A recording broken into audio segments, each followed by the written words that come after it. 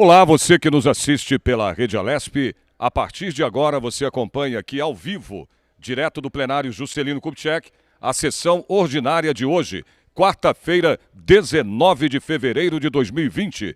A partir deste momento preside os trabalhos da Casa o deputado Gilmaci Santos, do Republicanos. Presente no regimental de senhoras deputadas e senhores deputados, sob a proteção de Deus, iniciamos os nossos trabalhos.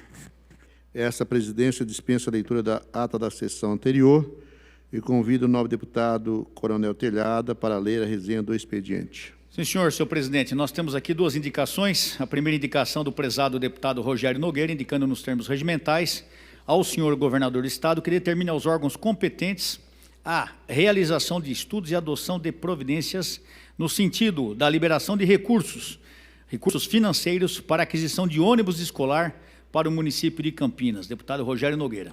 Temos também uma indicação da prezada deputada Adriana Borgo, indicando nos termos regimentais ao senhor governador do Estado, solicitando que aquele governador empreenda esforços no sentido de construir uma passarela de pedestres na rodovia Armando Salles de Oliveira, atendendo os munícipes da região de Severínia, Estado de São Paulo.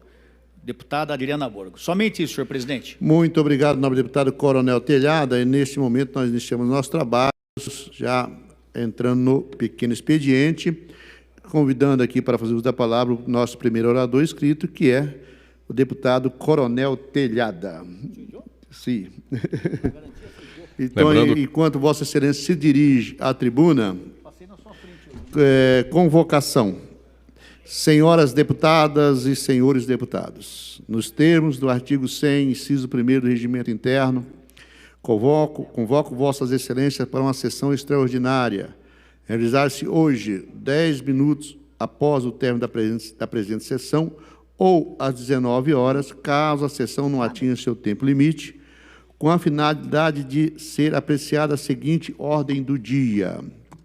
Discussão e votação em segundo turno da proposta da emenda à Constituição número 18 de 2019, de autoria do senhor governador, que modifica o regime próprio da Previdência Social dos servidores públicos, titulares de cargos efetivos do Estado e da outras providências. Senhoras deputadas e senhores deputados, nos termos do artigo 100, inciso 1º do Regimento Interno, convoco Vossas Excelências para uma segunda sessão extraordinária a realizar-se hoje, 10 minutos após o término da primeira sessão extraordinária, com a finalidade de ser apreciada a seguinte ordem do dia.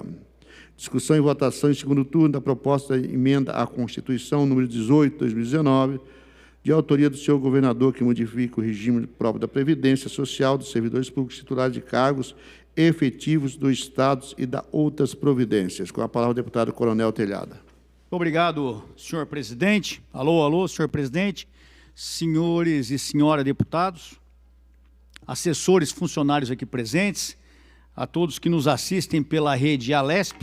Quero saudar nossa assessoria policial militar na figura do Cabo Dalo e da Cabo Débora, que diariamente estão aqui fazendo nossa segurança, e também iniciar a nossa fala de hoje, senhor presidente, dia 19 de fevereiro, saudando os municípios aniversariantes. Hoje nós temos 4 municípios. Municípios de Osasco, que é praticamente aqui ao lado de São Paulo, pertinho. Taboão da Serra, também pertinho da nossa cidade, capital paulista. Severínia, lá perto de Olímpia, na região de São José do Rio Preto. E Itapiraí. Então, um abraço a todos, amigos e amigas das queridas cidades de Osasco, Taboão da Serra, Severínia e Itapiraí. Obrigado pelo apoio. Contem com o nosso trabalho aqui na Assembleia. E hoje, dia 19 de fevereiro, também é o dia do esportista. Então, aqueles que praticam esporte, esporte é saúde, né? Saúde não tem preço, como falava lá o Paulo Cintura. Lembrando a todos que vale a pena fazer o seu esporte, a sua atividade física, que é questão de saúde. Então, parabéns a todos aqueles amigos e amigas que praticam a sua atividade física. Hoje, pela manhã, senhor presidente, nós estivemos no quartel do Centro de Preparação de Oficiais da Reserva, aqui em Santana, lá no Solar dos Andradas, onde há muitos anos atrás foi a fazenda do José Bonifácio de Andrade Silva. Então, por isso que chama Solar dos Andradas.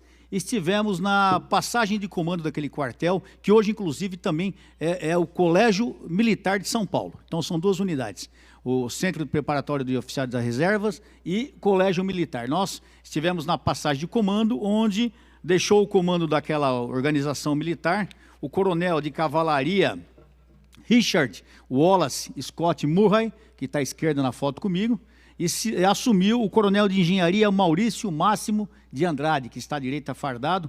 Um abraço a esses dois oficiais, a toda a tropa do CPUR e do Colégio Militar de São Paulo, desejando sucesso nas novas missões, para que façam sempre um São Paulo e um Brasil mais seguro. Hoje, lembrando também, para quem curte história militar, como eu curto, hoje estão se completando 75 anos da invasão da ilha de Iwo Jima, no Japão, quase ao final da Segunda Guerra, onde praticamente a invasão dessa ilha levou a derrocada no Japão. O Japão acabou se rendendo bem depois, se rendeu em agosto de 45, após o lançamento das bombas atômicas, aliás, uma atrocidade, né?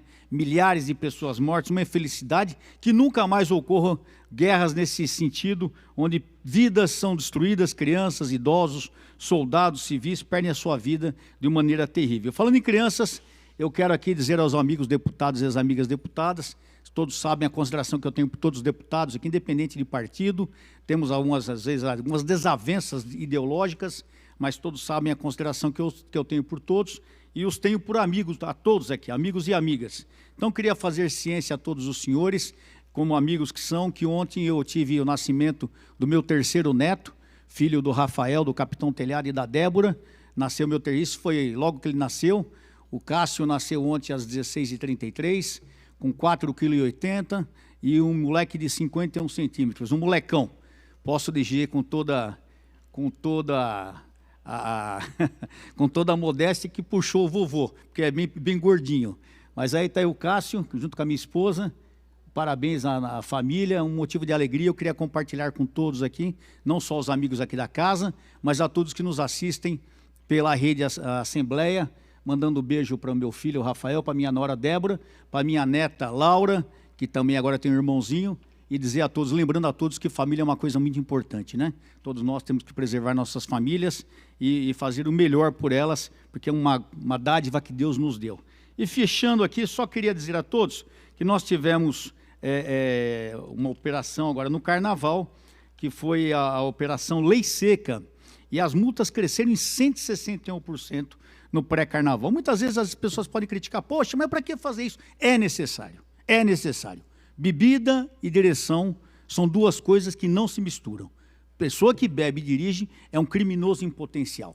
E, infelizmente, muitas pessoas ainda fazem isso. E a Polícia Militar está aí para coibir isso. Então, entre sexta-feira, dia 14, e domingo 16, 814 condutores foram autuados nas blitz. Blitz são operação bloqueio, né? Instalados pela PM nas ruas e avenidas da capital paulista,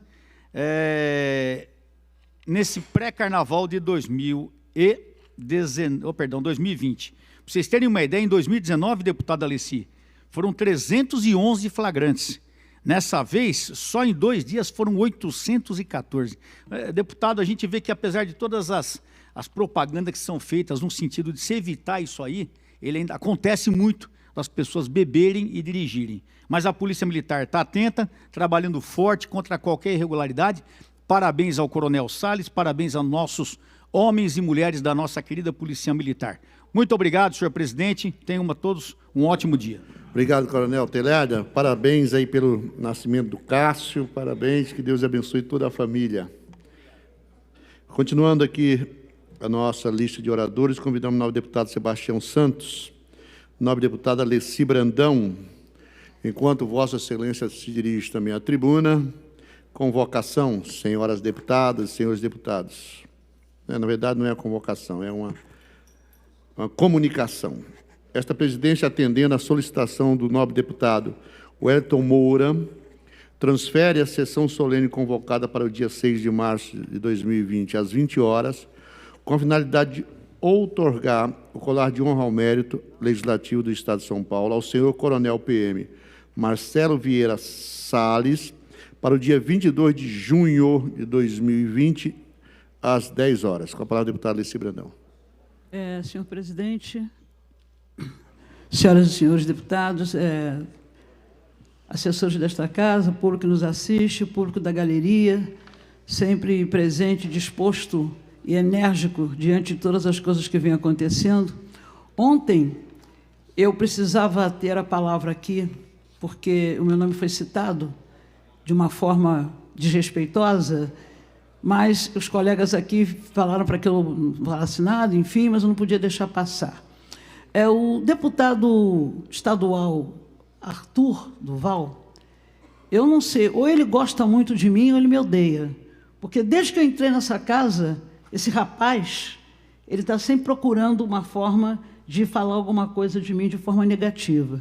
Primeiro que eu estou deputada nessa casa, né, desde 2010, e nunca ofendi nenhum colega aqui, parlamentar, porque eu acho que não é por aí que a gente tem que fazer política. Eu procuro defender os meus segmentos, defender as coisas que eu acho que são justas, defender trabalhador, principalmente servidores públicos.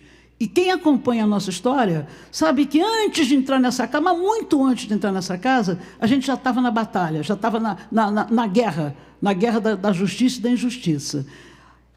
Esse moço veio dizer o seguinte, que eu aqui estou contra a questão da reforma da Previdência. E é lógico que não poderia ser diferente. Quem conhece a minha história sabe que jamais eu iria ser a favor dessa reforma do governador.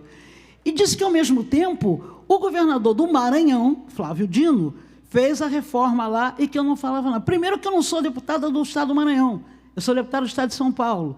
Segundo, que ele também poderia dizer do PCdoB, Flávio Dino, paga o melhor salário a professores do Brasil. O maior salário que professor recebe no Brasil é o Maranhão quem paga. São mais de 6 mil reais. Então, a ele não interessa falar isso, interessa dizer que Alessi Brandão não está tendo dupla personalidade, enfim. Eu acho que essas coisas são injustas, não há necessidade disso.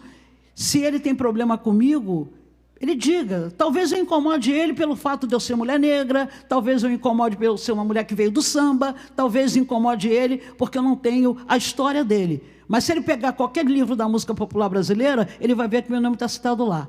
E eu só estou aqui por causa dessa história. O povo de São Paulo adotou a gente, gosta, respeita, por causa da nossa história de vida. Não é por nada. Não é porque a gente tem rede, tem milhões de seguidores e tal. Isso não nos interessa. Nos interessa a verdade, interessa a dignidade de vida, interessa o respeito. E eu exijo respeito comigo porque eu respeito todo mundo. É a reciprocidade, apenas isso. Desculpe, senhor presidente, mas eu tinha que manifestar, porque mais tarde a coisa vai ficar melhor ainda, porque a gente vai falar contra essa reforma de Previdência. Gostaria de saber se tem professores aí. Os senhores sabem, em 1995, eu nem sonhava chegar aqui. A gente fez uma música pela luta dos senhores, chamada Anjos da Guarda, que existe essa música tocada até hoje em todas as campanhas salariais do Brasil. Os professores gostam de cantar Anjos da Guarda. A deputada Bebel me conhece há muito tempo. Quantas e quantas vezes eu fui lá na POSP para defender a luta dos professores? Como defendo luta de qualquer tipo de trabalhador. Eu conheço gente de outro partido, que não me interessa dizer, que já chamou servidor público de vagabundo, já chamou servidor público de parasita, e eu chamo servidores públicos de grandes trabalhadores, de todos os segmentos. Parabéns às senhoras e aos senhores que estão aí e que vão continuar brigando, lutando e dando resistência. Arthur Duval, eu sou a mulher da resistência e da luta. Você realmente é um grande bobo.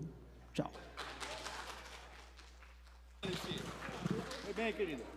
Continuando aqui o nosso pequeno expediente, convidamos para fazer uso da palavra o deputado Dr. Jorge Lula do Carmo, deputado Paulo Lula Fiorilo, deputado Enio Lula Tato, deputada Valéria Bolsonaro, deputado Tenente Nascimento, deputada Carla Morando, deputada Janaína Pascoal, deputado Coronel Nishikawa, deputado Gil Diniz, deputado Major Meca, deputado Roberto Moraes, deputada Analice Fernandes, deputado delegado Olim, Deputada Alessandra Monteiro. Deputado Wellington Moura. Deputado Frederico Dávila. Tem Vossa Excelência o tempo regimental no pequeno expediente. Nesse momento, com a palavra pelo tempo regimental de 5 minutos, nesse pequeno expediente, o deputado Frederico Dávila.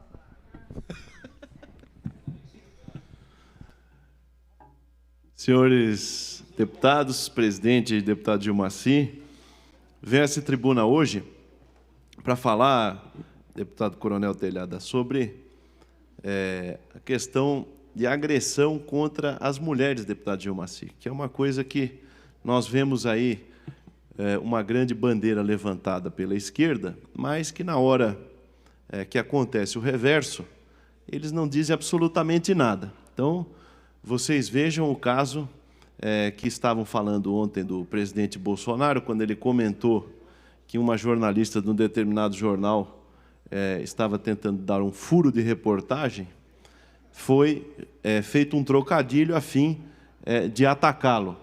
E, na verdade, quando a atriz, famosa atriz de mais de 40 anos de peças, novelas, filmes pelo Brasil, a Regina Duarte, foi agredida por um colega de profissão, o lulista, que nunca foi ministro, apesar de ter se insinuado de todas as formas, o senhor Zé de Abreu ficou se insinuando para ser ministro da Cultura e nunca conseguiu nem um cargo no governo do PT, acho que por causa do seu desequilíbrio. Então, ele falou aquela... Não vou repetir a frase que ele disse, porque é a propalação de uma agressão, e nenhuma das mulheres dos partidos de esquerda saiu em defesa da nossa querida Regina Duarte.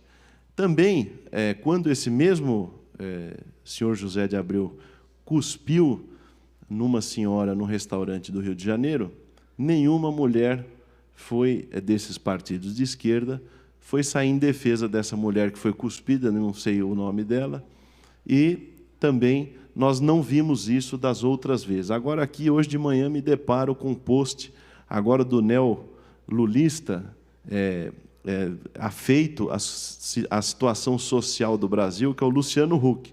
Salário de R$1,5 milhão na TV Globo, jatinho particular, mansão em Angra dos Reis, casado com a Angélica, que deve ganhar outro R$1 milhão.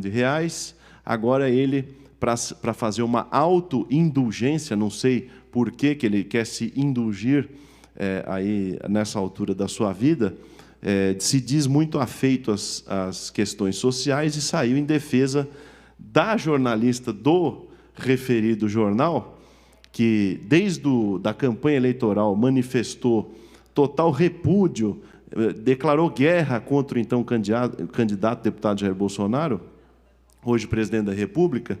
Esse mesmo jornal fez um editorial ontem dizendo que o presidente Jair Bolsonaro está violando todos os direitos da imprensa, enfim, etc. E tal. E o senhor Luciano Huck saiu em defesa da jornalista que declarou ser eleitora do PT, nada contra, ela tem todo o direito de votar no PT, e também ela disse que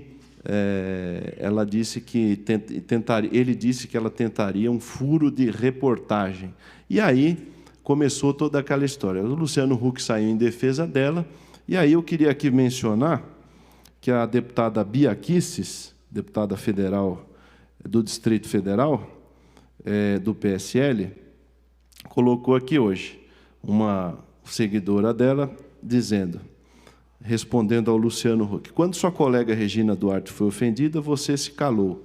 Quando a Damares Alves foi ofendida, eu vou por aquele famoso advogado Cacai, lá de Brasília, que entra de calção no Supremo Tribunal Federal nos dias de fim de semana, com aquele cabelo comprido, barba, enfim, nada afeito aos costumes do tribunal. Ele sente-se como está em casa, que falou aquelas barbaridades a respeito da concepção da ministra Damares, e está dizendo, quando a Damares foi ofendida, você também se calou. Quando as advogadas foram chamadas de filhas daquilo pelo presidente da OAB, que também é um petista de carteirinha. Vou repetir aqui, o pai dele era terrorista em Pernambuco. O pai dele era um tremendo de um terrorista da Ação Popular. Você se calou. Sua indignação seletiva não é hipócrita, é canalice. Então, eu queria parabenizar aqui a deputada Bia Kicis por ter feito esse repost hoje aqui, em defesa das mulheres, Coronel Telhado, que eu garanto, tenho certeza que o senhor, ao longo da sua carreira policial militar, defendeu direta ou indiretamente várias mulheres através da sua atividade policial, assim como nós vemos tantas outras mulheres que são agredidas pela sua posição política. Então, fica aqui meu repúdio a esse tipo de seletividade às mulheres e me confraternizo aqui com todas essas, aqui a ministra Damares, a Regina Duarte, enfim, todas aquelas que foram agredidas pela esquerda e aquelas que não foram defendidas por ela também. Obrigado, senhor presidente. Obrigado, nobre deputado. Convidamos agora a nobre deputada Letícia Aguiar. Lembrando a você, telespectador, que além da TV, você assiste pela Rede Alesp na internet esta sessão ordinária pelo YouTube e também pelo nosso site, que é o al.sp.gov.br. Nesse momento, com a sua fala de 5 minutos, a deputada Letícia Aguiar. Senhor presidente, boa tarde a todos que nos acompanham aqui no plenário da Assembleia Legislativa, todos os funcionários, os deputados aqui presentes. Eu vi aqui há pouco o deputado Frederico Dávila falando, né, a respeito dessa posição, né, desse incômodo dessas parlamentares em Brasília, que se incomodaram com o fato do nosso presidente Jair Bolsonaro ter feito uma declaração que foi infeliz, que isso seria motivo, inclusive, de impeachment.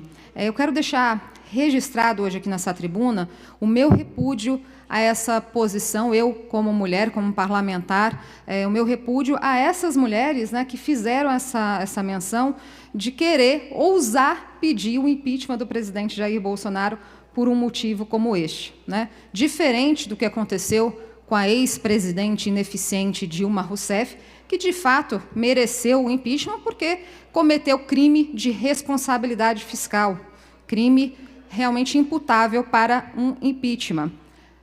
Engraçado, deputado, que eu não me recordo de ter visto, à época, nenhuma revolta, nenhuma indignação dessas mulheres quando o ex-presidiário Lula chamou as mulheres do seu partido, de maneira grotesca, de grelo duro. Não vi essa revolta, essa indignação. Também não vi essa revolta e essa indignação quando, lá em 2006, quando ele era presidente, que ele disse que Pelotas era um polo exportador de viados, querendo fazer uma menção pejorativa aos homossexuais. Eu não vi revolta dessas parlamentares, não vi revolta do PT, não vi revolta da esquerda.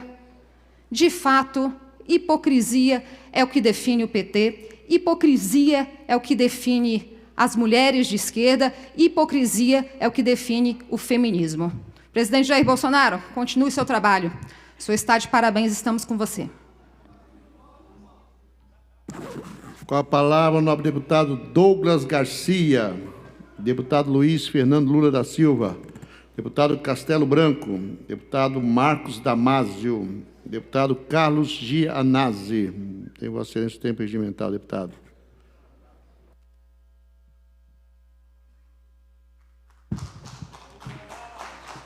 Senhor presidente, senhores deputados, senhoras deputadas, servidores públicos do Estado de São Paulo, entidades representativas do funcionalismo aqui presentes na grande luta contra a farsa da reforma da Previdência, contra a destruição do sistema previdenciário construído pelos servidores do nosso Estado. Hoje nós vamos fazer aqui uma grande batalha e tenho certeza que nós vamos convencer os deputados da base do governo a mudarem de posição, porque eles foram ontem levados a cometer um grave erro, né, aprovando uma proposta que não resolve o problema. fiscal do Estado de São Paulo. E nós apresentamos ontem dados, eu vou apresentar novamente hoje para convencê-los. Mas eu vou voltar a esse tema porque hoje, servidores e servidoras, nós teremos muito tempo para debater. 6 horas de debate, encaminhamentos. Então, nós vamos debater aqui em exaustão e apresentar todas as contradições da farsa da reforma da Previdência. Primeiro, senhor presidente, eu quero me associar aqui e prestar minha solidariedade à deputada Alessi Brandão, que todos nós conhecemos. A deputada Alessi Brandão é uma das maiores cantoras do Brasil, é um ícone da cultura brasileira, um patrimônio cultural do Brasil, que tem história, que tem trajetória, que tem biografia na cultura e na política. Sempre foi uma pessoa engajada nas lutas sociais, nos anos 70, 80. Eu me lembro, deputada Alessi Brandão, que o primeiro contato que eu tive com Vossa Excelência foi em 1988, quando se fazia o debate sobre os 100 anos da abolição, né, 1988, ainda a promulgação da Constituição Federal. Eu procurei Vossa Excelência, na época cantora ainda, né, aqui em São Paulo, para fazer uma palestra. Eu era professor de História da rede estadual e convidei Vossa Excelência para fazer uma palestra, para falar exatamente dessa questão, já sabendo do seu engajamento. Então, deputada Alessi Brandão, deve entrar nesse tema, não vale a pena, deputada Alessi Brandão. Vossa Excelência tem trajetória, é uma grande cantora e também uma grande deputada, uma das deputadas mais combativas de São Paulo e do Brasil. E queria também, senhor presidente, não posso deixar aqui de fazer 2 denúncias importantes em relação ao abandono da rede estadual de ensino.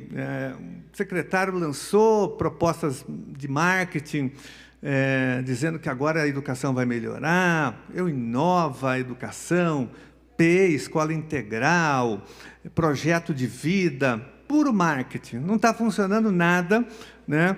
Porque eu vou mostrar o que é o Inova do secretário. O secretário deveria estar preocupado em inovar as reformas das nossas escolas. Eu fui nesta semana, na Escola Estadual Genésio Arruda Moura, na Brasilândia. Eu queria mostrar aqui a situação dessa escola, que desativou várias salas, porque a FDE não faz as reformas necessárias. Eu gostaria de colocar aqui o pessoal da técnica. Essa escola, ela tem várias salas desativadas, é uma escola que fica na Brasilândia, que tem umas fotos de salas desativadas, porque elas estão praticamente com água, quando chove, essas salas são inundadas. Tem até um vídeo que eu fiz dentro da escola, mostrando exatamente a situação de calamidade pública dessa escola estadual Genésio Arruda Nova, que faz parte da diretoria Norte 1. Olha, um verdadeiro absurdo, as salas estão inundadas, as crianças foram desalojadas. Isso porque há muito tempo que a direção da escola pede a reforma e nada de reforma. As crianças são colocadas em outras salas de uma forma extremamente precarizada. Então, nós exigimos que a reforma seja feita imediatamente. Esse é um retrato aqui, é só um exemplo para ilustrar a situação da rede estadual de ensino. O mesmo acontece com a Escola Estadual Professora Marina Cerqueira, que fica aqui na Zona Oeste de São Paulo, na região da Lapa, deputada Alessi Brandão. Essa escola também foi totalmente desativada por conta de um muro de arrimo que está desabando. Há mais de 3 anos que a FDE já foi comunicada à Secretaria da Educação e nada foi feito. E agora a Defesa Civil interditou a escola, porque a escola vai desabar em cima dos alunos.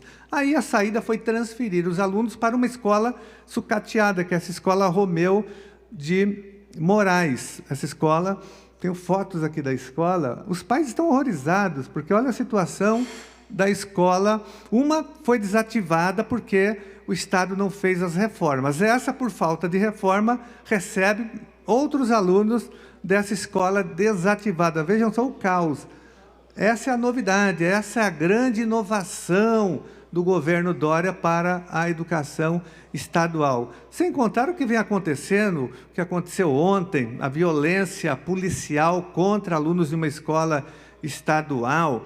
eu tenho apresentado esse sucateamento, portas sem banheiro, banheiro sem portas dessa escola, que vão recepcionar alunos de 6, 7 anos, deputada Alessi Brandão. Um absurdo, um abandono total. Essa é a situação da rede estadual de ensino. Não tem nada de inova, não tem nada de educação integral.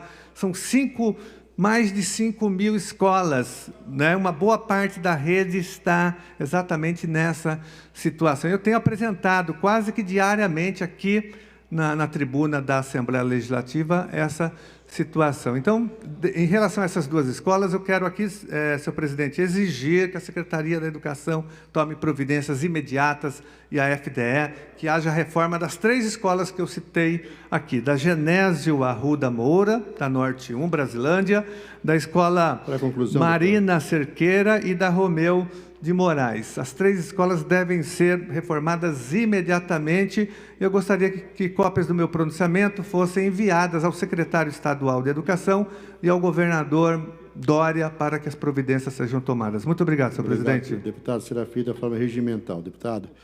Com a palavra a deputada Marta Costa, deputado Dirceu Dalben, deputado Sargento Nery, deputada Márcia Lula Lia, deputado Teonílio Barba Lula, deputado Alex de Madureira, deputado federal agente federal Danilo Balas, deputado Vinícius Camarinha, deputado Carlos César, deputado Ed Thomas, deputado Caio França, deputado Daniel José, deputado Adalberto Freitas, deputado delegada Graciela e deputado Tenente Coimbra. Passamos, então, à lista suplementar. Deputado delegado Olim, deputado Itamar Borges, deputado Ricardo Madalena, deputado Enio Lula Tato, deputada Edna Macedo. Lembrando a você, telespectador, que nesse pequeno expediente os deputados têm um tempo regimental de 5 minutos para sua fala. Após as 3h30 da tarde, entra o grande expediente, onde os deputados têm um tempo maior de 10 minutos. Neste momento, por 5 minutos, tem a palavra a deputada Edna Macedo. Senhor presidente, senhoras e senhores deputados, funcionários presentes, a todos que nos assistem aqui na galeria, a você também, telespectador da TV Assembleia, o meu boa tarde. Bem, eu cheguei aqui agora para dizer para vocês o seguinte. Ontem foi a primeira votação da Previdência, desse projeto, dessa PEC. Eu votei não e dormi tranquila, mas tranquila, embora a nobre deputada, achei até engraçado, ela disse, eu estou muito triste, a Márcia Lia, ou foi a Beth Saião que veio aqui, disse, olha, estamos tristes porque perdemos. Olha, eu não fiquei triste, eu vou dizer porque eu fiquei triste depois. Em primeiro lugar, eu dormi tranquila, porque eu votei não. Eu não voto contra o aposentado, eu não voto contra o funcionário público, eu não voto contra a pensionista. Não adianta, é uma questão de índole, de foro íntimo meu, não voto. Então, dormi tranquila, pode ter certeza, deputado, que eu dormi tranquila, não é esse o problema. O que eu fico triste, vou deixar aqui bem claro, é que ninguém faz um projeto para o ser humano, para beneficiar alguma coisa na vida das pessoas. Todos os anos se aumenta pedágio, energia, plano de saúde, farmácia, remédio. Olha bem, esse projeto, quem viver, verá. Primeiro que esse governo não tem palavra. Ele fala uma coisa e faz outra. Chama-se o vendedor de ilusão. E aqui vai todo mundo cair no conto do vigário. Aí promete mundos e fundos, não cumpre. Fez várias promessas de campanha e não cumpriu. Eu não creio que uma pessoa faça um projeto desses para prejudicar as pessoas que vão se aposentar. Então, eu fico pensando e fico triste, coitadinhas daquelas viúvas, pobres viúvas, que doravante terão o quê? 60% do seu salário, da sua pensão. Então, é muito triste. Hoje, quantas pessoas não vivem à custa do vovô, da vovó ou do papai e da mamãe, porque estão desempregados, e o que salva ainda, que ainda pode se alimentar, é com a aposentadoria do INSS ou da Previdência.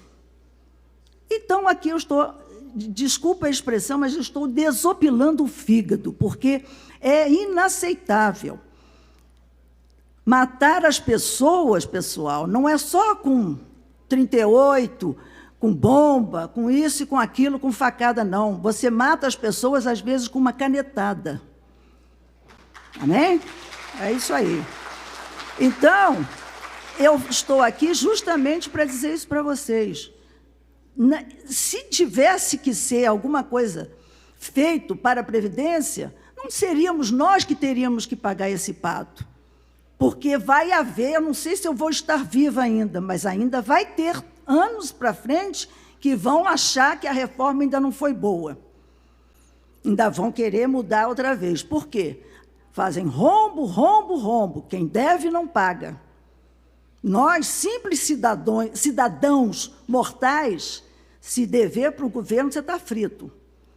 Vai para o CADIM, você não vai para o Defesa do Consumidor, não sei das quantas, você está ferrado. Mas os grandes peixes, as grandes indústrias, os grandes empresários, eles devem, e ninguém cobra. E nós, vocês, é que vão pagar o pato. Então, isso dá, sim, realmente uma tristeza, dá uma revolta dentro da gente. Estou aqui para representar as pessoas que votaram em mim. E a responsabilidade de todos os deputados deve ser essa. Nós estamos aqui para defender, trabalhar em prol da sociedade, em prol do povo que nos elegeu. E quero deixar claro para o governador que isso é muito feio, ficar assediando o deputado aqui no plenário, viu? Isso é muito ridículo. Meu voto, governador, é inegociável, entendeu? Fique bem claro, eu não estou à venda. Presta atenção, isso é muito feio. Aliás, não é só voto que se alicia aqui dentro, não. É tudo. É os partidos, etc., etc. Devia passar, olha, de peroba nessa cara de pau esse PSDB. E Dória nunca mais.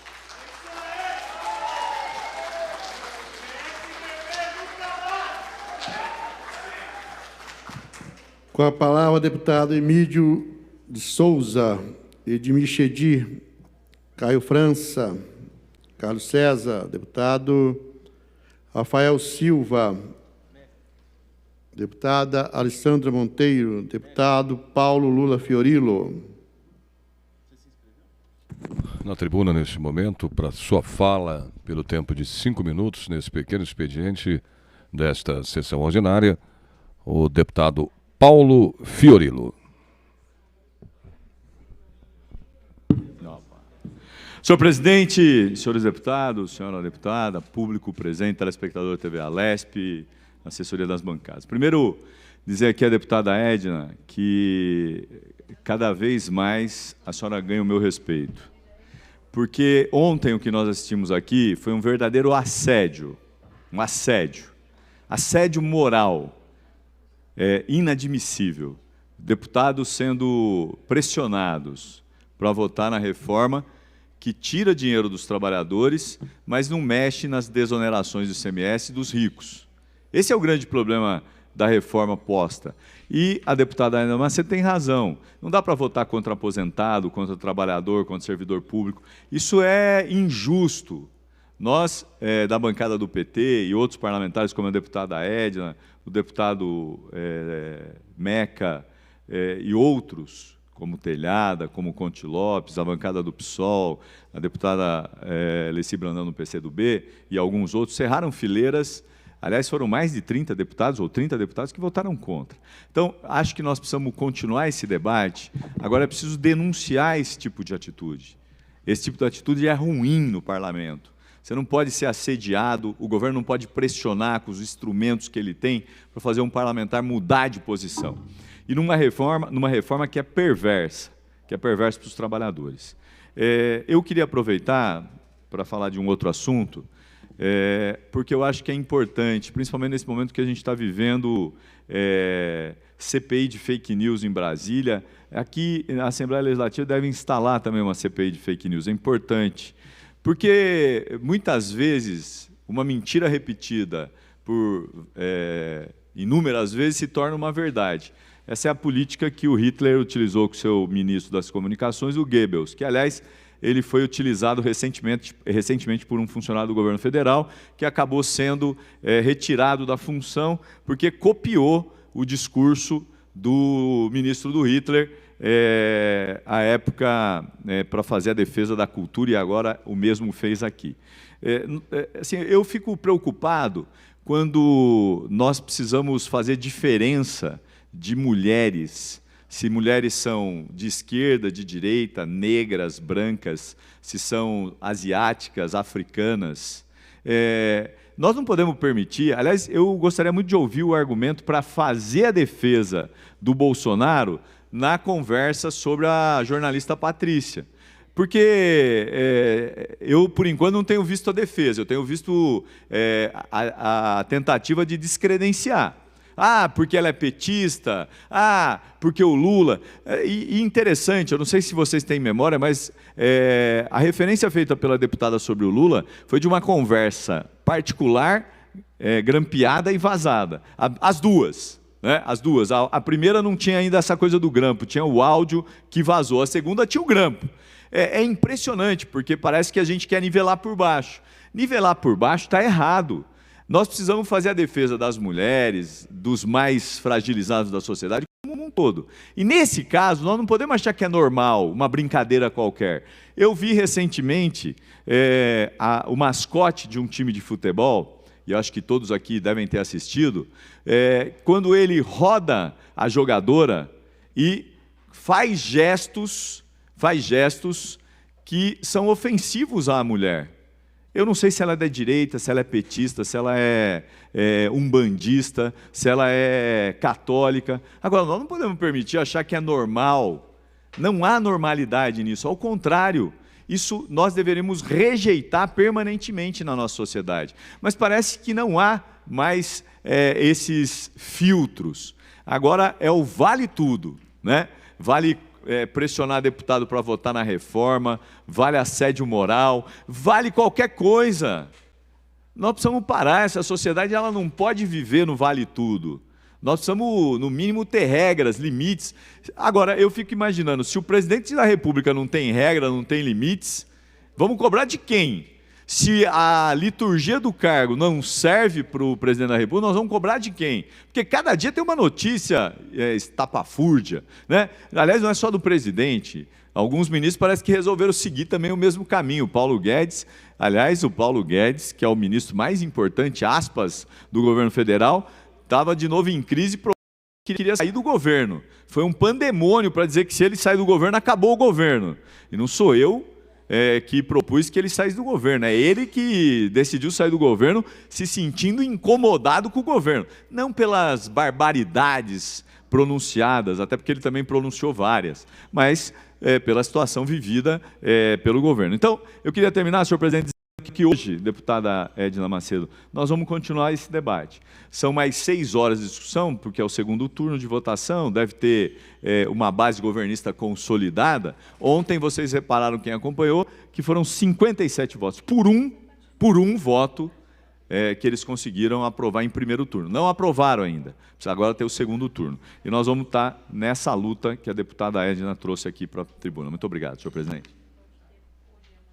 Obrigado, deputado Paulo Fiorilo. Com a palavra, o deputado Major Meca. Lembrando, senhores, que essa sessão ordinária tem hoje o segundo turno para ser discutido aqui, encaminhado, que é a da PEC, né? A proposta de emenda constitucional da Previdência, da reforma da Previdência Estadual. Para isso, temos 2 extraordinárias convocadas ainda hoje. Deputado Major Meca com a palavra. Boa tarde, senhor presidente, senhoras deputadas, deputados, nossos funcionários, os nossos irmãos que estão na galeria. Os senhores sabem que pode contar sempre com o nosso voto, com o nosso apoio, porque a gente vê um país que hoje já deu início a um crescimento, a um avanço econômico. O Estado de São Paulo também demonstra números de avanço, e nós vemos a mesma persistência aqui em São Paulo em querer atribuir aos policiais, aos professores, aos médicos, um quinhão de sacrifício que fere a nossa dignidade humana. Nesse momento nós estamos aqui, tem um policial lá fora, cuidando da porta da casa de cada um, cuidando da família de cada um. Tem um policial investigando o crime, tem um médico, tem um enfermeiro, tem um professor se sacrificando pelo bem-estar de cada um de nós. E tornou-se já cansativo a persistência em ferir a dignidade dessas pessoas, desses seres humanos que tiram dinheiro do bolso para muitas vezes fazer com que o serviço seja realizado no seu ambiente de trabalho.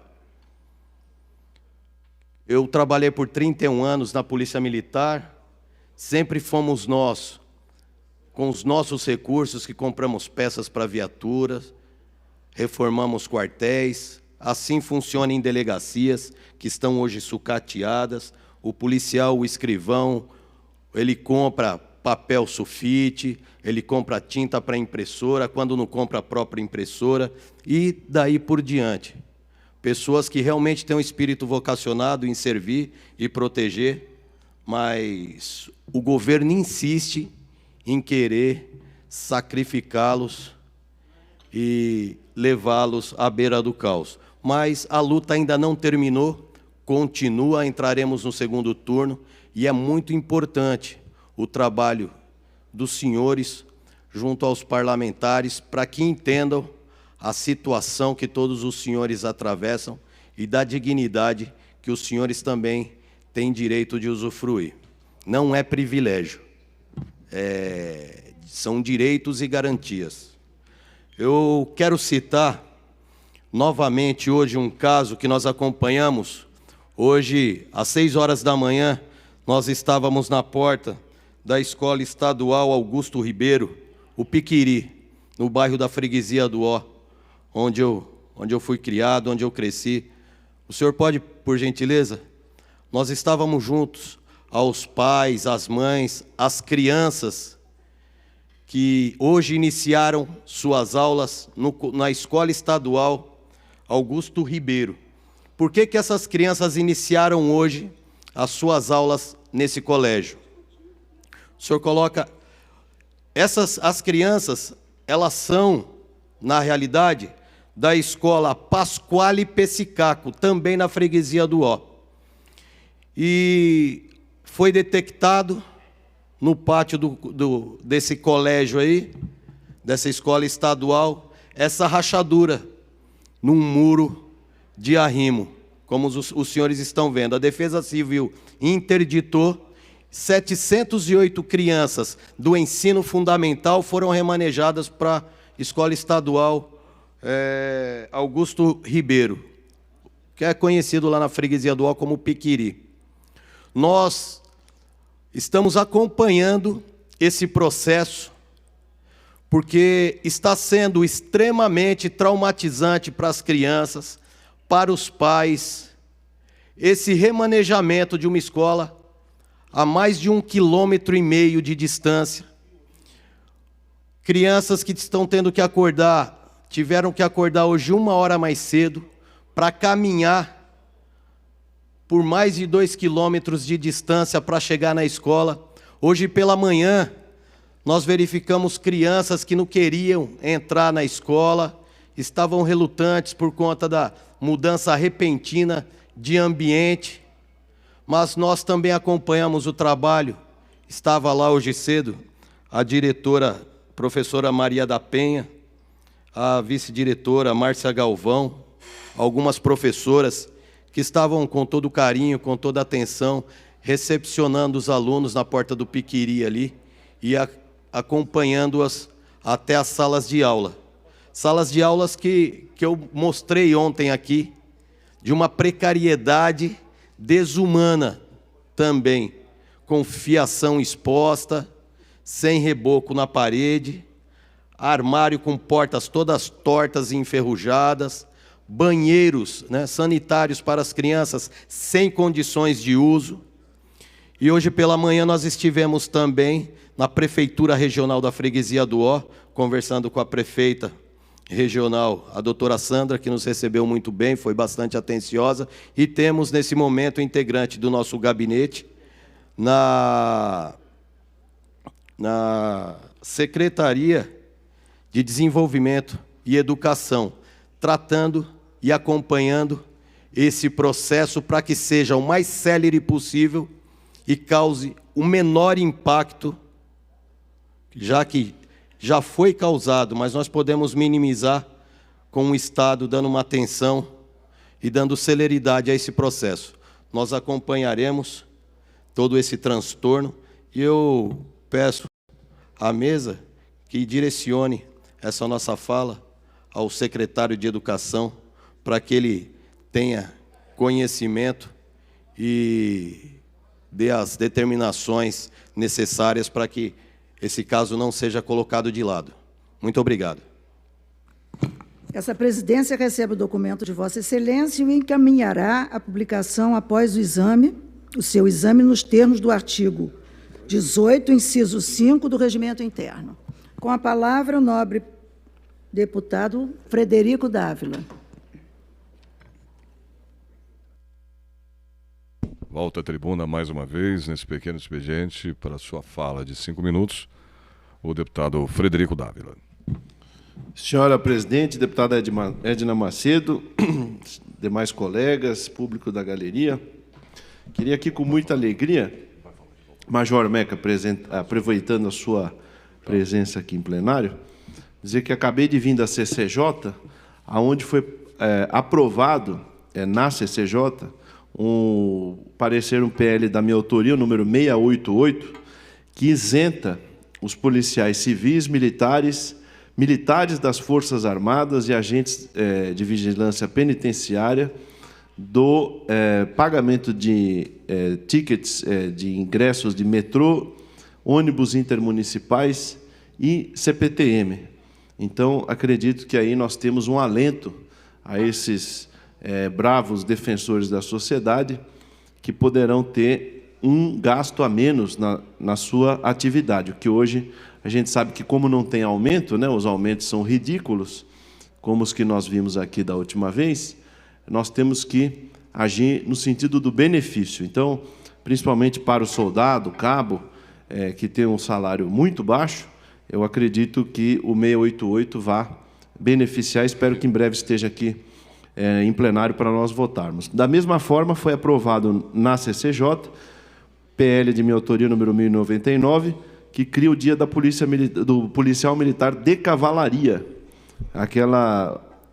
aquele regimento pelo qual tenho muito carinho, estive lá várias vezes, várias solenidades, e creio que merece aqui ser relembrado todos os anos por essa casa, uma vez que é um órgão, uma divisão da Polícia Militar muito tradicional, que conserva as tradições e que deve ser sempre espelhada pela sociedade por tudo aquilo que traz o regimento de cavalaria traz para a sociedade paulista. E aproveitando aqui a fala da deputada Edna Macedo, que me precedeu, queria pedir o apoio do Machado. Hoje o governador João Dória gosta disso aí, de passear. Nada contra o senador Alcolumbre, que eu até gosto dele, pode passar a próxima. Ele acha que ele é presidente da República. Então, ele fica lá discutindo coisas em Brasília. Não tem nada a ver com o Estado de São Paulo. Não tem nada a ver. Ele é governador de São Paulo, mas ele acha que ele é presidente da República. Então, ele fica passeando, mas, na verdade, o governador, de facto, é o Rodrigo Garcia. Né? Porque eu acho que o governador João Dória não sabe nem a diferença de uma SP para uma BR, da Polícia Civil para a Polícia Militar. Então, ele passeia Brasília, Singapura, Emirados Árabes, Dubai, enfim, Japão. Então, eu podia até pedir um relatório de quantas viagens ele fez no ano de 2019, para ver é que ele ele não se conforma até hoje que ele ganhou para governador de estado. Ele acha que ele é presidente da República. Tomara que saia candidato em 2022 para tomar um couro do presidente Bolsonaro. Mas, continuando aqui, eu queria dizer que, mais uma vez, aproveitando aqui o governador viajante, viaja para fora 10 mil quilômetros de distância, mas não viaja dentro do estado de São Paulo. Ele prometeu, deputada Edna, que ia duplicar a rodovia SP 258 a Francisco Alves Negrão, que liga Capão Bonito até Itararé, divisa com o Paraná, que é da minha região. E essa rodovia, já faz tempo, deputado Fiorilo, o senhor esteve lá outro dia, que era para ter sido duplicada, mesmo porque ela já está concessionada. Ela já está concessionada e todos os trevos são em nível. O trevo de Buri, que é o famoso trevo do 18, Major Meca, é um trevo onde praticamente todos os meses nós temos um acidente fatal lá. E se não é fatal, é daqueles que leva as pessoas a ficarem portadoras de deficiência, cadeira de rodas, paralisia, enfim. E o governador João Dória esteve lá durante a campanha eleitoral de 2018, dizendo que iria duplicar, era a prioridade do mandato do governo João Dória, inclusive estava lá ao lado do meu amigo, o deputado federal Guilherme Mussi, que está no seu 3º mandato, representa muito bem a região, manda muitos recursos lá para a região, mas também o deputado Mussi deve estar bastante chateado, porque já temos 1 ano e meio de governo João Dória e até agora nem sinal de começar a duplicação da SP 258. Então, vou solicitar essas viagens, essa informação das viagens do governador João Dória, para ver que ele passeou bastante, e eu queria saber quando que ele vai percorrer as estradas paulistas, principalmente, Major Meca, aquelas SPs que estão, assim como a SP 250, a 249, que o deputado Fiorilo mostrou aqui ontem, a 139, que estão em situação deplorável. Então, nós precisamos de menos avião, deputada Edna, menos helicóptero e mais pneu de carro e botina, para ele saber como que a população paulista hoje tem se deslocado pelas estradas estaduais. Obrigado, senhor presidente. Encerrado o pequeno expediente, vamos passar agora aos oradores inscritos no grande expediente. Com a palavra, o nobre deputado Rodrigo Moraes. Deputado Rafael Silva. Tem Vossa Excelência o tempo regimental de 10 minutos. Entramos, portanto, neste momento, no grande expediente. Nesse grande expediente, os parlamentares têm um tempo maior para sua fala, têm um tempo regimental de 10 minutos. Lembrando, mais uma vez, que a Rede Alesp transmite esta sessão ordinária ao vivo pela TV, através da internet no YouTube e no nosso site, que é o al.sp.gov.br. Nesse momento, com a palavra, o deputado Rafael Silva. Senhora presidente, nobres colegas, o ser humano ele é movido mais pela emoção, pelo sentimento do que pela razão. Aliás, quem não é movido mais pelo sentimento e pela emoção é o psicopata. O psicopata, ele vive a sua própria razão. É desprovido de sentimento. Agora, a grande maioria das pessoas tem na emoção e no sentimento a razão principal de sua vida. A grande maioria. Eu quero aqui também aproveitar, neste momento, pela emoção, pelo sentimento, a amizade antiga com a deputada Edna Macedo, essa forma carinhosa que ela tem de tratar as pessoas. E é bom, publicamente, a gente manifestar, o sentimento. Principalmente quando o sentimento se torna uma coisa positiva em nossas vidas. Então, a Edna Macedo ficou fora dessa casa uns tempos. Ficou fora porque quis, porque ela tem condições plenas de permanecer sempre como deputada. Então, Edna Macedo, a minha amizade, o meu respeito, pela sensibilidade que ela demonstra no contato com as pessoas. Senhor presidente, nobres colegas, sou descendente de italiano e de português. Aí, de repente, Mussolini fez muitas coisas erradas, né? Nós tivemos ali o fascismo. A Itália participou da Segunda Guerra Mundial no lado oposto ao nosso. Portugueses. O ouro brasileiro foi encaminhado para Portugal. Aí, de repente, Tiradentes, na Inconfidência Mineira, sonhou com a independência. Foi enforcado. Poxa vida, hein? Fizeram a letra de um hino nacional para o Brasil, onde eles colocavam ali todo o ódio contra os portugueses. Felizmente, essa letra não foi aprovada. Não foi aprovada. O que o português fez no passado, fez. Deve fazer parte da história.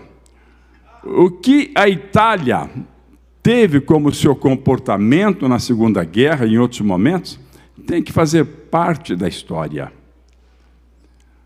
Importante é entendermos que o ser humano é ser humano. Alguém comandou um país lá adiante e Hitler teve essa condição de comandar, né? E praticou atrocidades. Napoleão Bonaparte, que muita gente canta como herói, para mim era um bandido. Um bandido que queria aumentar o seu império. Quando ele invadiu a Rússia, ele levou com ele cerca de 600 mil pessoas, principalmente jovens de vários países que eram dominados pela França naquele momento. E essas pessoas morreram de fome, de frio, morreram guerreando, foram fuzilados, depois de aprisionados. Napoleão. Mas e a França? O que tem com isso? Se nós pudéssemos voltar atrás e pegar o Napoleão e jogá-lo na cadeia, o Hitler, nós poderíamos evitar essas coisas terríveis que aconteceram. Mas não podemos. Repito, isso tudo deve fazer parte da história. E a história deve servir para nós entendermos o passado como um exemplo daquilo que deve ser feito ou não deve ser feito. Então, quando nós temos uma guerra dentro da política, um grupo de um lado, outro grupo do outro, talvez para esses grupos seja interessante, como lá, nos tempos antigos, um rei arrumava uma guerra com o país vizinho para ele crescer diante da população. As pessoas não tinham a informação que tem hoje, porque hoje nós temos a obrigação e o dever de entender as coisas com mais profundidade. Aqui, a junta militar da Argentina, quando percebeu que estava perdida, estava muito mal diante da opinião pública, arrumaram uma guerra com a Inglaterra pelas Malvinas. Então, esses dirigentes que queriam enganar o povo foram presos depois.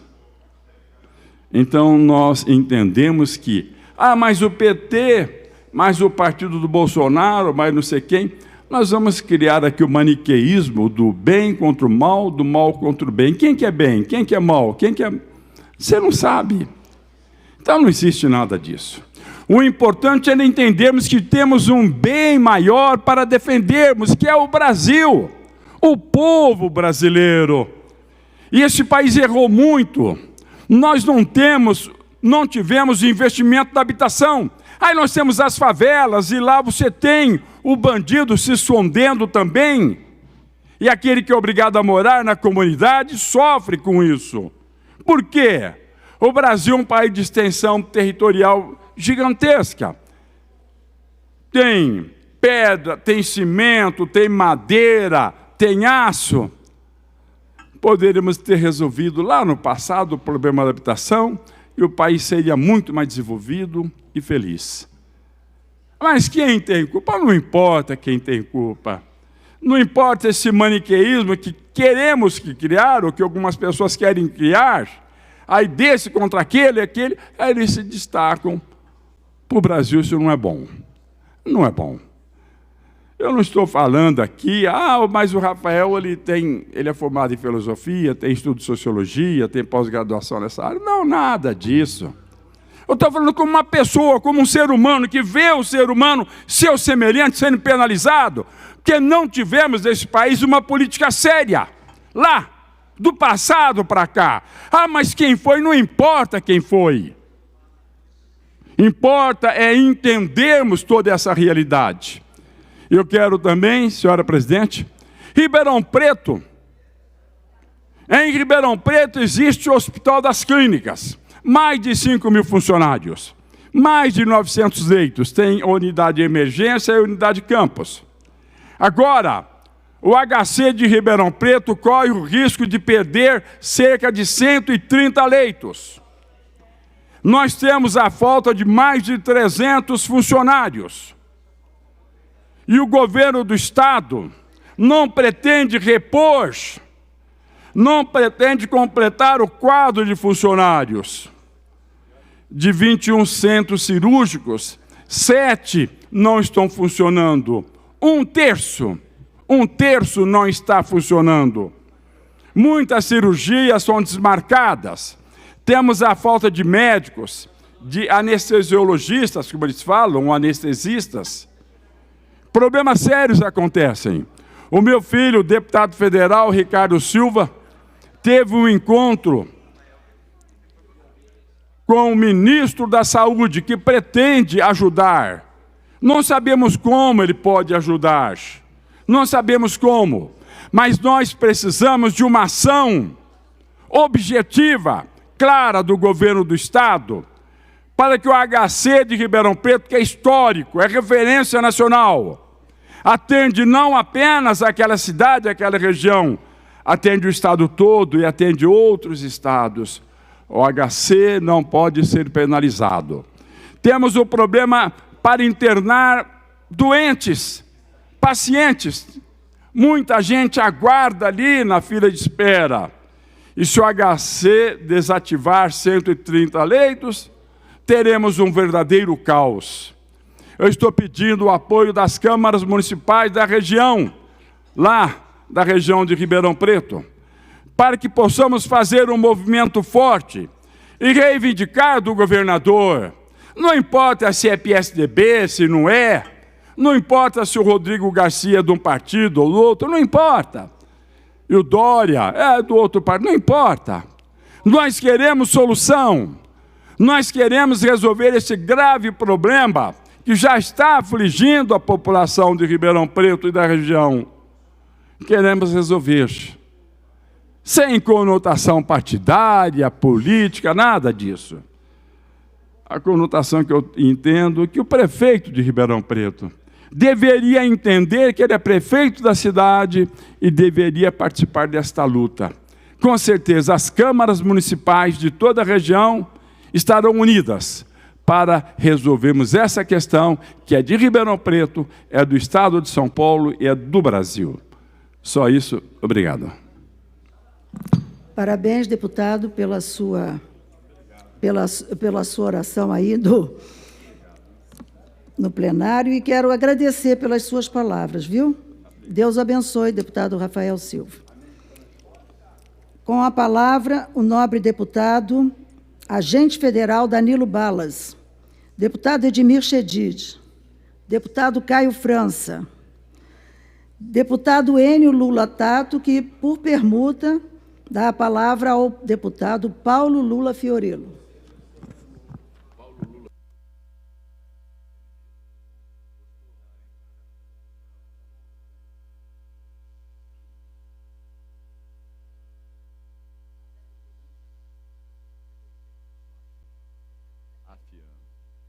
Senhor presidente, senhores deputados, senhoras deputados, quero aproveitar aqui o grande expediente, só para que a gente possa ter clareza do que vai acontecer hoje, em especial com relação aí a esse projeto que altera a Constituição Estadual e que dá início à mudança das regras da Previdência. Ontem, eles conseguiram aprovar por 57 votos, portanto, o número exato de deputados para aprovar, e agora a gente inicia a discussão da segunda votação, e serão 6 horas de debates, e nós vamos ter que acompanhar de perto e entender o que está acontecendo. Não só a bancada do PT, mas outros parlamentares, a bancada do PSOL, do PCdoB, deputadas como a deputada Edna Macedo, deputado Rafael e outros, adotaram uma postura contrária à reforma proposta. Então, nós vamos precisar atuar de forma muito conjunta e articulada para tentar evitar que a reforma avance. Aprovado esse projeto de alteração da Constituição, entra o outro projeto, que é um projeto de lei. Esse está ainda sob júdice, tem uma liminar, mas possivelmente deve ser cassada e, em seguida, volta para ser discutido e debatido e votado. Então, nós vamos ter aí um final de mês e um início de mês de março, turbulentos, por isso que é importante que a gente possa acompanhar de perto, até para entender como é que cada deputado está se posicionando nesse debate. Enquanto isso, a gente tem a vida real, o dia a dia das pessoas, o que está acontecendo nas cidades. A gente já falou do Vale do Ribeira, a situação das estradas, do Alto Vale, mas eu queria falar hoje da cidade de São Paulo. E queria trazer 2 situações que me parecem assim, contraditórias e que poderiam talvez ser resolvidas de forma muito fácil. A primeira delas tem um vídeo de uma avenida, na verdade, ela chama Rua Paulo Nunes Félix, fica no Parque São Rafael, na Zona Leste. Vamos ver se a gente consegue ver esse vídeo aí. Parque São Rafael, aqui é a Rua Paulo Nunes Félix. Você pode ver aqui, ó, essa rua foi recapeada há pouco tempo. Uns 2, 3 anos, uns 3 anos mais ou menos, foi recapeada, tá perfeita, tá vendo? Os ônibus passando aí, mas está sendo recapeada, tá aqui as máquinas aqui, ó, a prefeitura tá recapeando essa via aqui, ó, toda sinalizada, bonitinha, ó, mas ela tá sendo recapeada. E eu queria entender por que uma via dessa precisa ser recapeada, sendo que aqui no Parque São Rafael e região tem ruas que foram asfaltadas há 30, 40 anos ou mais e que nunca mais foram recapeadas, que você não sabe mais o que é lombada, o que é remendo. É um negócio terrível e a gente já pediu para ser recapeada e nunca foram. Agora aqui uma via que foi recapeada há pouco tempo, ela está sendo recapeada de novo pela prefeitura. Eu acho que está sobrando dinheiro lá na prefeitura, porque fazer um negócio desse, para mim, é desperdício de dinheiro, né? Ok. Obrigado. Bom, na realidade, eu acho que o problema não é desperdício de dinheiro. Nesse caso, é mais grave. Porque uma via importante para quem mora no Parque São Rafael, que fica na divisa com Mauá, lá na Zona Leste de São Paulo, na região de São Mateus, uma via importante, Paulo Nunes Félix, que vai ligar a Baronesa de Muritiba, outra via importante, que foi recapeada. Tem 3 anos recapeada, sinalizada, não tem buracos. É impressionante. Aí a prefeitura, com o nosso dinheiro, o dinheiro do contribuinte, vai recapear uma via que não precisa. Quantas outras vias na cidade de São Paulo não estão esburacadas, como disse o munícipe que me mandou esse vídeo, esse áudio? Várias, muitas. Qual é o problema? Essa é uma avenida principal, onde passam as pessoas. As outras ruas, as outras vias, são menos vistas. Esse é o grande problema do gestor público. O gestor público ele precisa ter o olhar do todo. Ele não pode ter o olhar eleitoral apenas, ele não pode se preocupar para tentar, a partir de um recap, amealhar votos. É um erro, é um equívoco. Aí sim significa gastar dinheiro de forma equivocada. Nós temos uma cidade cheia de buracos, as chuvas têm piorado as vias. Quantas vias eu vi, vocês que estão aqui sabem, estão com buracos e a prefeitura não consegue resolver. Nós temos um queijo suíço e a prefeitura gasta dinheiro que deveria ser gasto em outras vias para recapear vias que têm uma visibilidade grande e que possivelmente há um interesse que passa do interesse público para o interesse eleitoral, na minha opinião. Então, eu queria já pedir aqui, deputada que preside a sessão, deputada Helena Macedo, que se encaminhe esse discurso para o Tribunal de Contas do município, para que ele se manifeste.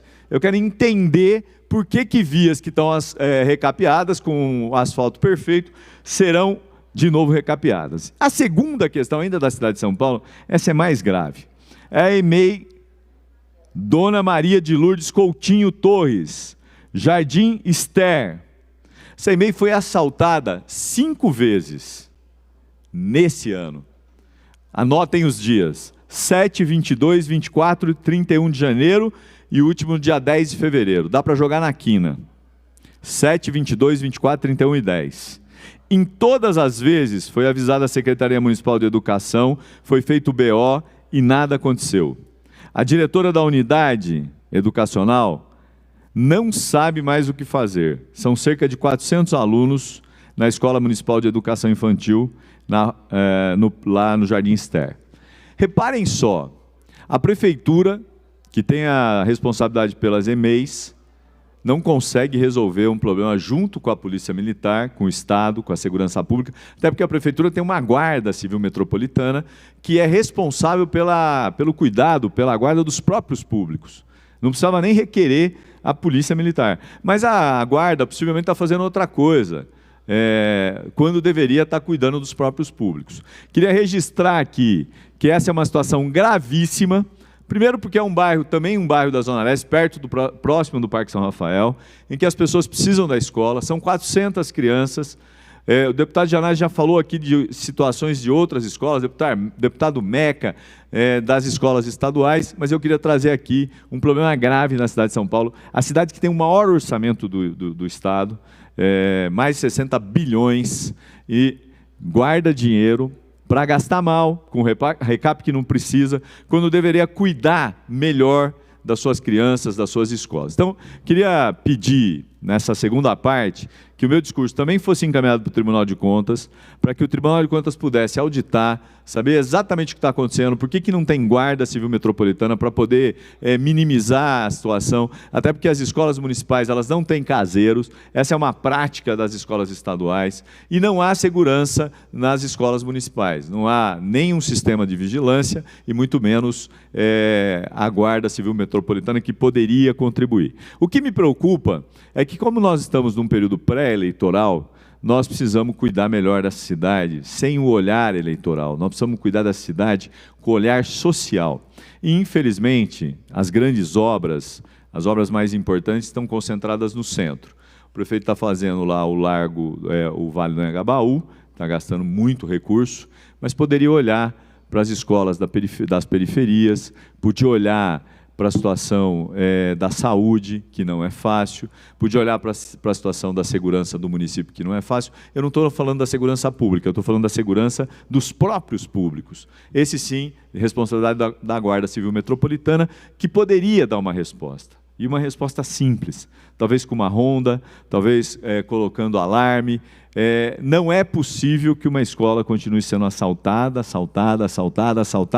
e a diretora não tem mais o que fazer, a não ser mandar um pedido de socorro, de ajuda, numa situação delicada, que é essa de pessoas que precisam da educação de qualidade, que precisam de uma escola equipada e que, infelizmente, vivem a cada dia uma surpresa negativa. Então, eu queria pedir, além de encaminhar para o Tribunal de Contas, que pudesse encaminhar para a escola, para a EMEI, lá no Jardim Ester, para a direção da EMEI, Vamos lá, para a escola, então, Dona Maria de Lourdes Coutinho Torres, no Jardim Ster, esse discurso, e para a Secretaria de Educação Municipal da cidade de São Paulo. Muito obrigado, senhora presidenta. Esta presidência recebe o documento de Vossa Excelência e o encaminhará à publicação após o seu exame, nos termos do artigo 18, inciso 5º do Regimento Interno. Com a palavra, o nobre deputado Itamar Borges. Nobre deputada Marta Costa. Nobre deputada Alessi Brandão. Nobre deputado Luiz Fernando Lula da Silva, que também faz a permuta e passa a palavra para o deputado Emídio de Souza.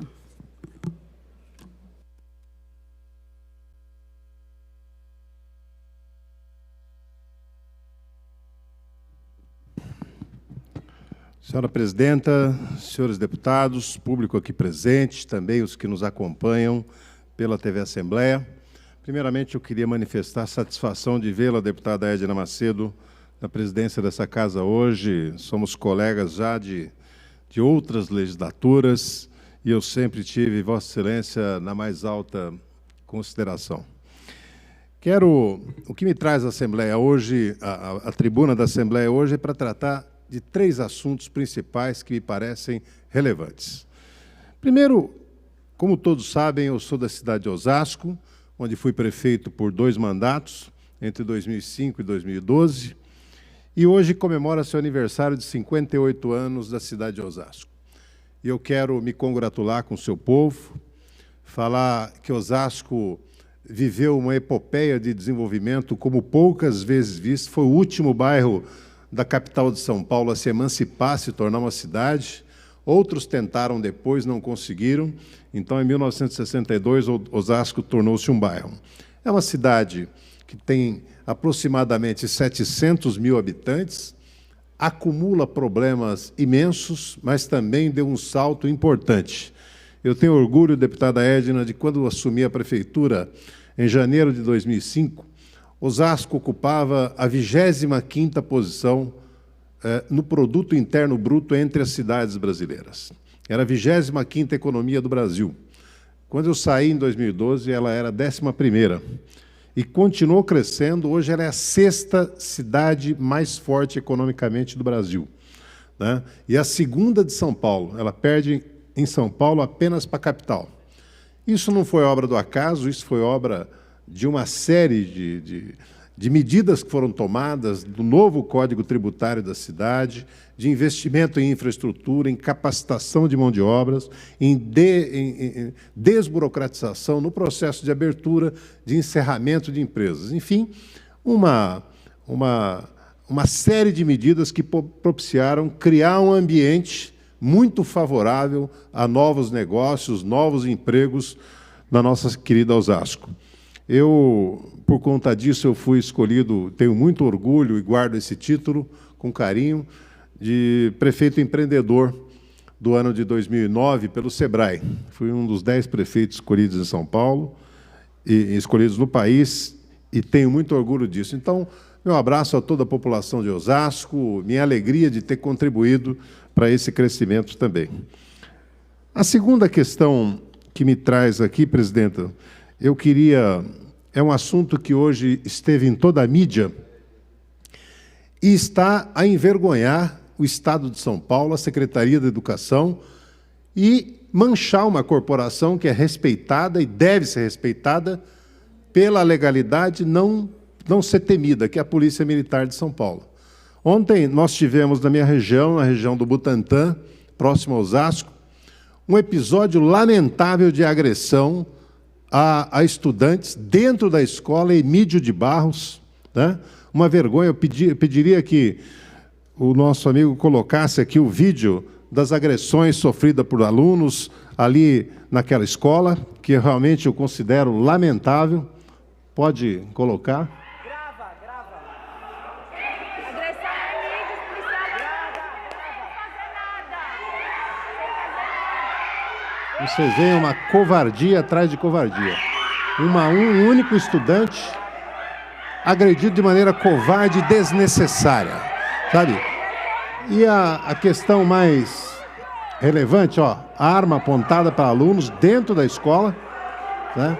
Uma atitude totalmente irresponsável, fora da conduta apregoada e vamos dizer, que deve ser considerada e levada em conta pela Polícia Militar nas abordagens. Existe um protocolo de como a polícia deve agir. Ela não pode agir, ali é o Estado agindo, ela não pode agir com a raiva do agente que está ali na hora. E eu lamento, porque a Polícia Militar é uma corporação respeitada, é uma corporação que age em defesa da segurança pública do Estado. No entanto, quando há exageros, ela tem que ser dito. Porque nós vivemos numa sociedade democrática que não pode policial entrar numa escola, pegar um aluno, agredi-lo de maneira covarde, não apenas um, mas 4 ou 5 policiais. Quer dizer, para que fazer isso?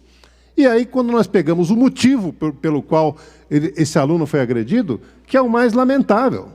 O aluno estava lá porque queria estudar naquela escola, a diretora disse que não tinha vaga e chamou a polícia para tirá-lo de dentro da escola.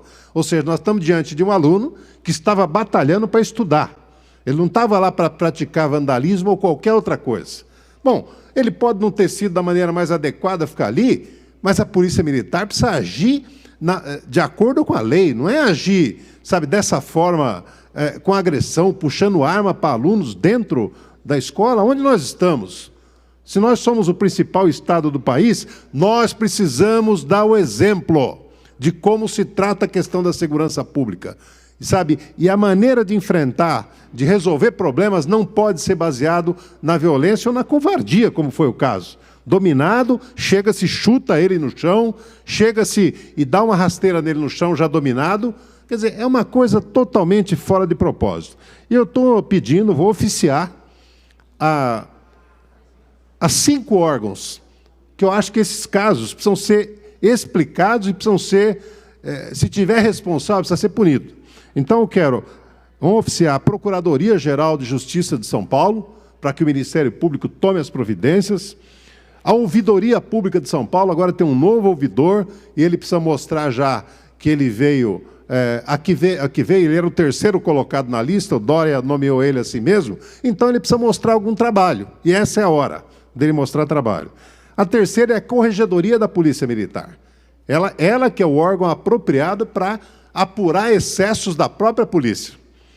Em 4º, a Comissão de Direitos Humanos desta Assembleia Legislativa, que precisa agir, porque se está diante de um evento de desrespeito aos direitos humanos.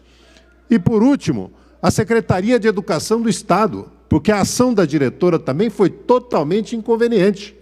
Uma diretora que, na falta de uma vaga, ao invés de chamar o aluno, conversar, tentar encaminhá-lo para outra sala ou para outro lugar, a primeira providência dela é chamar a polícia para agir dessa forma. Como é que nós podemos fazer e como é que nós vamos agir, sabe, diante de tudo quanto é conflito que surge? É nessa base que vai se resolver? Não está correto. E eu espero que tenha providência. Por último, presidente, eu gostaria de abordar um assunto aqui que também tem sido recorrente nessa legislatura e chamar a atenção dos senhores deputados e da mesa diretora da Assembleia para ela. Bom, essa Assembleia, que é um órgão centenário, nunca foi costume aqui, sabe, os deputados, às vezes, entrarem numa discussão, se agredirem, ou vamos dizer, se distratarem, às vezes é comum no calor da discussão. E, para isso, tem o Conselho de Ética, para isso tem os órgãos da própria Assembleia para conter. O que vem acontecendo nessa legislatura, deputado Gilmacy? O que vem acontecendo é que alguns deputados, ou algum, pelo menos o que eu vi até agora, é usar essa tribuna para agredir quem vem assistir a sessão. Sabe?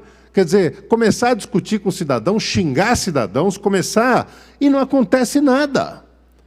Quando acontece uma coisa dessa, não é o cidadão que se desmoraliza. Quem se desmoraliza é o poder legislativo como um todo. Então, deputado Gilmacy, deputada Edna, o que eu estou propondo é que a gente faça uma alteração no regimento interno da Casa e uma alteração também no Código de Ética. Ou seja, da mesma forma que um deputado pode ser repreendido se ele falar palavras de baixo calão, se ele agredir outro deputado, bom, nós temos que ter algum tipo de limite para que ele não possa agredir o público que vem assistir a Assembleia, as sessões, porque para o público já existem limitações no regimento. O público não pode se dirigir aos deputados, o público não pode vaiar, não pode xingar deputado, tudo isso nós já sabemos.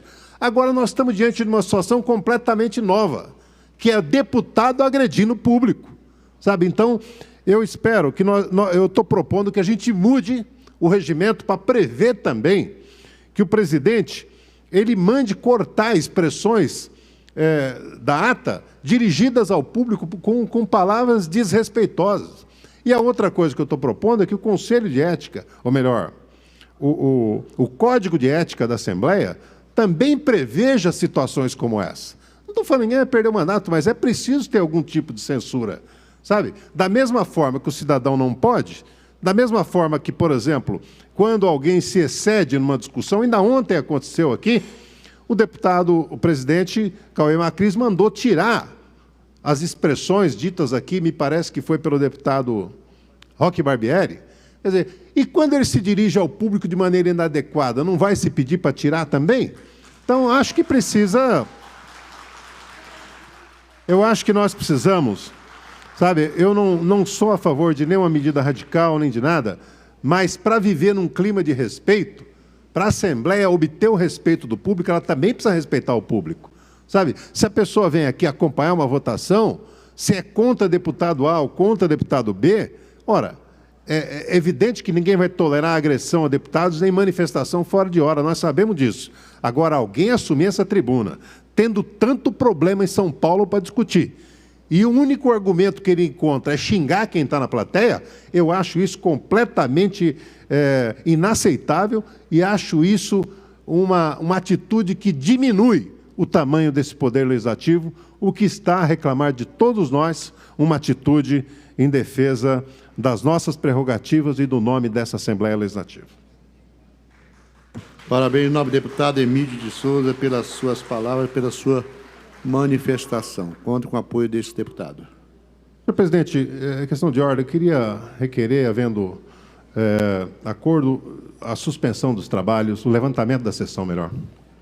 Regimental, nobre deputado, senhoras deputadas e senhores deputados, havendo acordo de liderança, esta presidência, antes de dar por levantar os trabalhos, convoca a Vossas Excelências para a sessão ordinária de amanhã, a hora regimental, com a mesma ordem do dia de hoje, lembrando-os ainda da sessão extraordinária realizar-se hoje às 19 horas. Está levantada a sessão.